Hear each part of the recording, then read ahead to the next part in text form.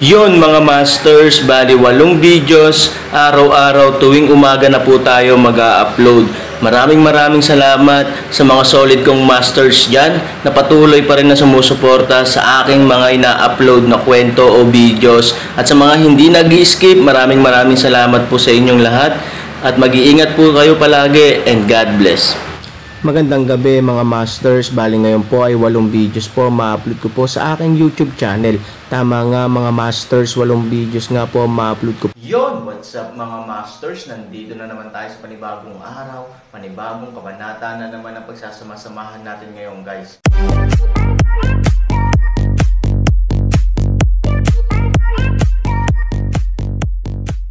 Bali mga masters, kung bago ka pa lang po sa aking YouTube channel, please click the subscribe button, lalong-lalo na po yung notification bell guys, para maging connected pa rin tayo sa isa't isa at maging updated kayo sa mga susunod ko pang video. Bali mga masters, bago natin umpisahan ng kwento ay mag-shoutout po muna tayo para sa mga solid nating tagapakinig. Shoutout kay Ronaldo Gutierrez, shoutout kay Deans Casimiro. Yun na nga mga masters, no? Bali hindi na ito patagalin. In 3, 2, 1, let's go!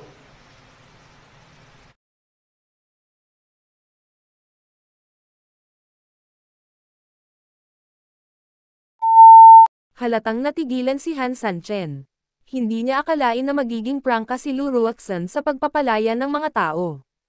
Pagkatapos ng lahat, ito ay ang kanyang trump card upang pagbabanta at kontrolin ang kanyang sarili. Paano niya nailalabas ang mga tao ng ganoon kadali? Gayunpaman, hindi ko alam kung ilan ang inilagay niya. Nagtanong ka ng, well, unang tanong, aalisin mo ba ang pananakot mo? Siyempre, walang iniisip na sagot ni Aaron. Kung hindi maalis ang banta sa lalong madaling panahon, ano ang itinatago mo? Well, isang huling tanong, kung kami ni Su Yingxia ay pareho mong asawa, sino ang pipiliin mo? Tanong ni Lu Ruoxin. Narinig ito ni Aaron, na agad namang nanunuya. Huwag magmadali sa pagsagot, mas mabuting pag-isipan mo ito. Kasi, baka may kinalaman kung palayain ko yung mga taong gusto mong palayain ko. Malamig na sabi ni Lu Ruoxin. Pakinggan ang mga salitang ito, dumating na ang 3,000 ng Han ang mga salita sa lalamunan na mahigpit na nakabara, paano? Isang banta ba ito sa iyong sarili? Tinatakot mo ba ako? Hindi pa kita pinagbantaan.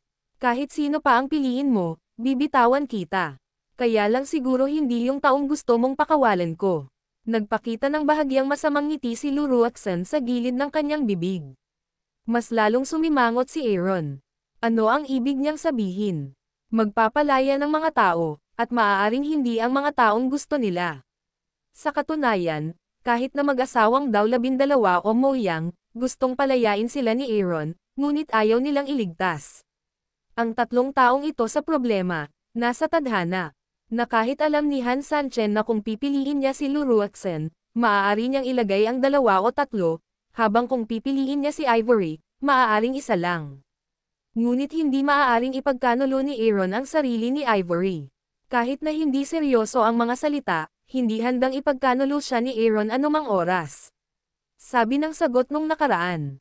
Anyway, hindi ko iiwan si Ivory. Ayokong sagutin ang tanong na ito sa pangatlong beses, kahit lagyan mo pa ng kutsilyo ang leeg ko. Direktang sagot ni Aaron nang walang pag-aalinlangan. Bahagyang nanginig ang kilay ni Lu Ruoxin. Bagamat inaasahan na niya ang resulta at ang sagot, Han ang pagpupumilit ni Sanchen ay hindi pa rin siya nasisiyahan, ang kanyang mga mata ay medyo nanlamig, at sinabi niya, okay, maaari kong palayain ang mga tao kapag natapos na ang aking mga tanong. Kapag tinulungan mo akong alisin ang mga tanikala ng Diyos, maaari mong alisin ang mga ito. Sila, Aaron Wanleng, ano ang ibig niyang sabihin dito? Oo, 3 mong kaibigan. Halatang nakikita ni Lu Ruoxin ang errands, nagdududa at nakangiting sabi. Sigurado ka bang medyo hindi makapaniwala si Aaron? Help you get the shackles of God can release my 3 friends. Kailan hindi nagsalita si Lu Ruoxin? Nagsaya si Lu Ruoxin sa malamig na boses, at pagkatapos ay tumingin kay Aaron, gayunpaman, ito ay pagkatapos makuha ang mga tanikala ng Diyos. Kung hindi mo ako tinulungan na makuha ito, ano ang gusto mo? I promise you to let people go and never break my promise. Gayunpaman, kung hindi mo makukuha, hindi 3, kundi isa o dalawa. Pero ang iba pa sa kanila ay hinding-hindi ka makikita, lalo pa ang mabuhay sa mundong ito, mapanlin lang na sabi ng mga mata ni Luruaksen. Nang marinig ito, nanlaki ang mga mata ni Aaron, alam niyang hindi ito ganoon kasimple. Gayunpaman, ito ay naging mas makinis kaysa sa inaasahan niya. Kinagat ang kanyang mga ngipin, sinabi ni Aaron, huwag kang mag-alala, kahit na ipaglaban ko ang buhay na ito, tiyak na tutulungan kitang makuha ang mga tanikala ng Diyos. Sana nga, Luruosin daw. Kung gayon ay umalis na tayo. Tumalikod si Aaron at naglakad palayo.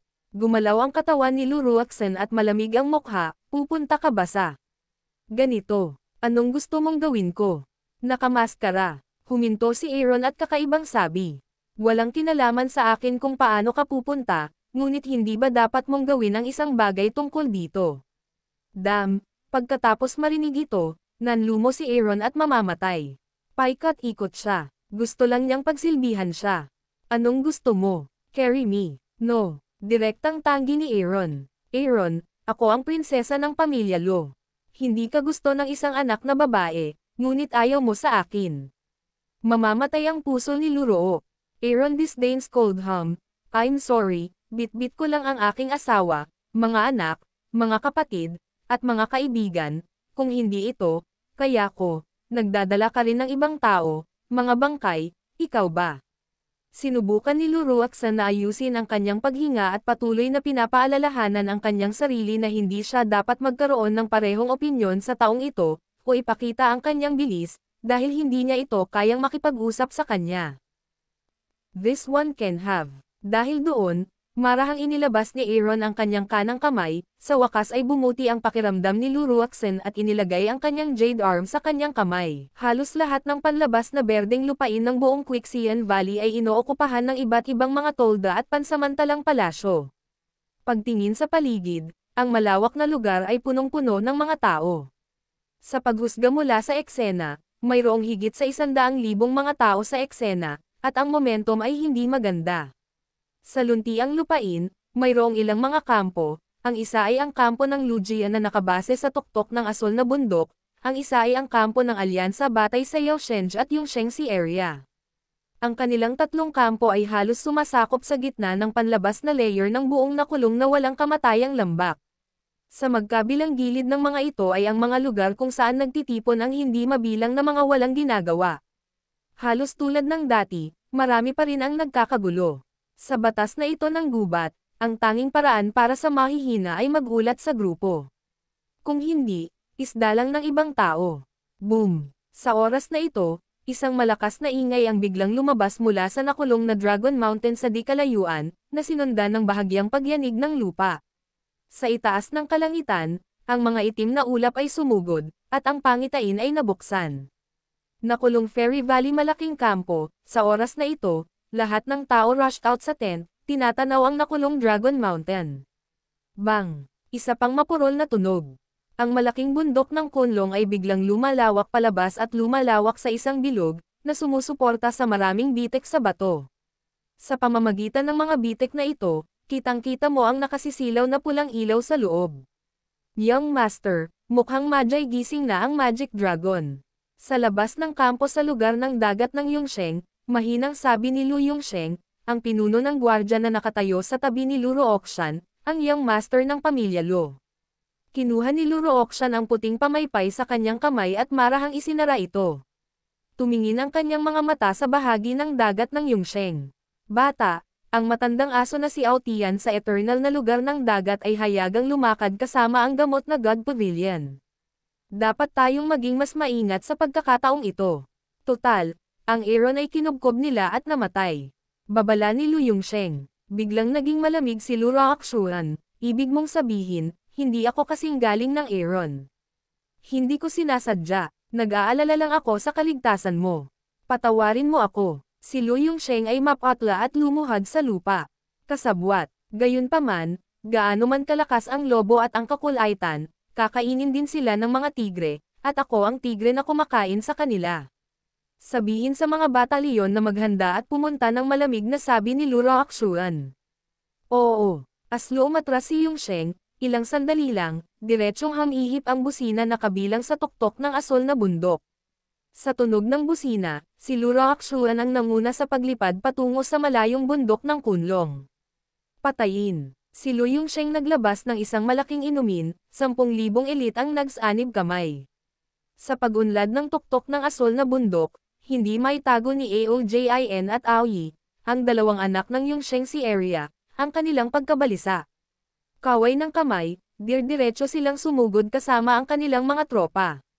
Nanguna ang dalawang pamilya, sinundan ng mga kaakibat na puwersa, at sumugod sa nakulong na bundok ng dragon. Ang alikabok at usok ay nasa lahat ng dako. Lord, nagpapadala din ako ng mga order. Dahan-dahan. Sa unang pagkakataon na iniabot ni Wang Huanji ang kanyang kamay at pinahinto ang kanyang mga nasasakupan. Gumuhit siya ng isang masamang ngiti sa gilid ng kanyang bibig at mahinahong sinabi, "Anong nagmamadali?" Ngunit Panginoon, ang immortal na lugar ng dagat at ang tuktok ng asol na bundok ay nakarating na. Ang mga kabataan ay naiinip at mapusok. Kung gusto nilang magpakitang gilas, hayaan silang lumabas. Kailangang malaman, ang mantis ay nahuhuli ang sikada, nasa likod ang dilaw na maya. Sumimangot si Ye Gucheng at malamig na ngumiti. Si Wang Huanji, isang matandang Zoro, ay talagang isang matandang lalaki. Alam niya na ang pagmamadali ng maaga ay malamang naaatakehin ng Magic Dragon sa kasagsagan nito at ng mga taong sumugod dito mamaya. Kaya pinipigilan niya ang mga tropa at hinayaan ang walang kamatayang si Area na lumaban sa tuktok ng asol na bundok. Baka maaani pa niya ang pakinabang ng mangingisda. Sa pagtingin sa paligid, ang mga nakakalat na kampo ay nakatayo pa rin. Ang matandang Jiangho na ito ay walang pinagkaiba kay Wang Zezi. Lahat sila ay mga lumang slickers. Paano nila ikakalat ang mga agila na walang kuneho? Nang makitang hindi nag-alala si Ye Gucheng, tumanggo ka ng may kasiyahan, at hindi siya tanga. Sa unahan, sa gitna ng bundok ng Kunlong at Kunsian Valley, naghahabulan ang mga tao mula sa magkabilang panig. Gusto muna nilang sumugod sa bundok ng Kunlong. Para sa kanila, kung sino ang mauna ang siyang mananalo. Sa paanan ng bundok, biglang tumanggo si Luroakshuan kay Lu Yongsheng, at umatras ang hukbo. Tanging ang dalawang magkapatid na lalaki sa immortal na lugar ng dagat ang natitira upang manguna. Ang dalawang hanggal na anak ng walang hanggang dagat. Luroakshan disdains na ngumiti at tumingin sa mga walang kamatayang tao sa dagat, sa malaot madali, ang pamilya ng walang kamatayang dagat ay matatalo ng dalawang itim na tupang ito. Nakangiti ring sinabi ni Lu Yongsheng, lahat sila ay nagmamadaling mamatay. Sa tingin ba nila ay napakadaling harapin ang Magic Dragon na nakulong sa Dragon Mountain? Yung matandang si Wang Wanzi, hindi pa ba siya nagsisimula? Kung gusto mong kunin ang pagkain ko, ano siya? Umorder ka sa tropa, dahan-dahan, teka. Oo, sa di kalayuan, biglang ngumiti si Wang Janzi at nakita ang bumagal ang tuktok ng asol na bundok. Utos niya, hayaan mo ang mga tropa.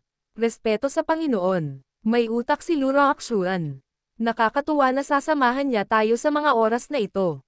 Tumawa si Wang Huanji, kung hindi ka napupunta, dapat makipag-ayos sa amin si Aotian. Go!